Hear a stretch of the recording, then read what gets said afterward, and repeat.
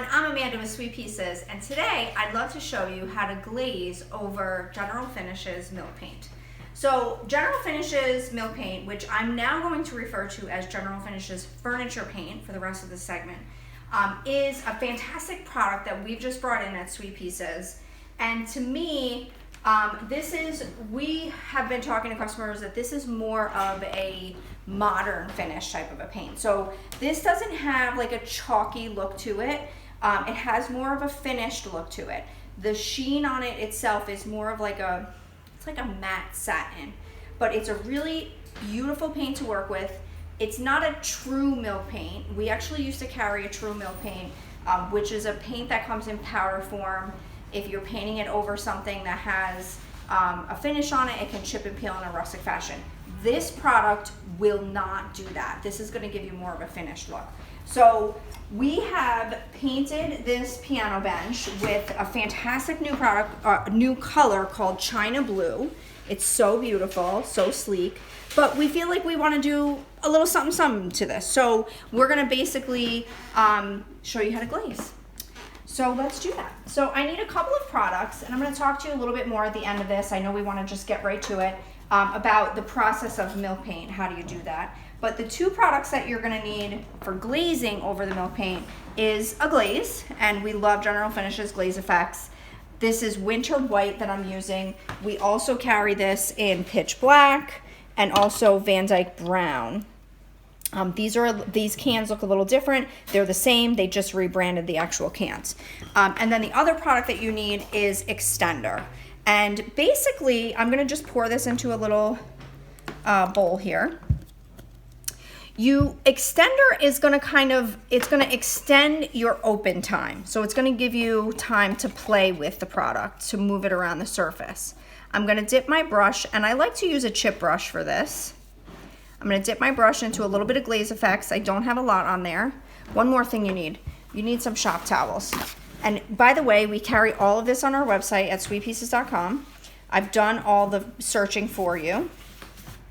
We found the latest and greatest tools. I'm gonna take my Glaze Effects and I'm gonna start. And how scary does that look?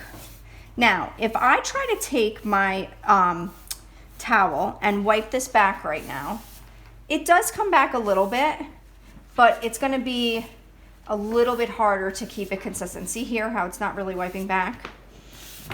So that's where extender comes in. So now I'm gonna take my brush, I'm gonna dip it into the extender. I don't need a lot on my brush.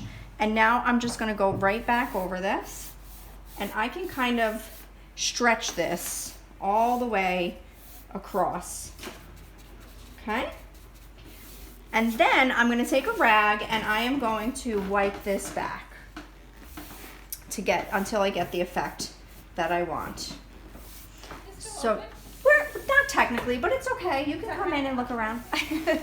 So now I'm gonna wipe this back. As you see how my glaze, it's more consistent. It's kind of caught in the crevice there, and it's just wiping back nice and consistently, as opposed to when it was just the glaze, okay? So now I'll just show you that again here on a spindle. I'm gonna dip. I shouldn't technically be dipping back into my Glaze Effects because I have extender on my brush, but it's okay. So I'm gonna go onto my little spindled leg here, and I'm going to do the same thing I did before. Again, I'll just show you how this works if I'm just wiping it. And this one isn't so bad. Probably things that have a little bit more detail to them are gonna be a little bit easier to control with the glaze. But if I wanted to really make it a little bit more consistent, then I would go ahead and use my extender. It's gonna be on the flatter surfaces that you're gonna wanna use the extender. I always like to have it on hand because it can correct any mistakes that I have. So if I went a little too heavy in an area and I walked away from it for a few minutes, I can just use my extender to just touch it up super easy.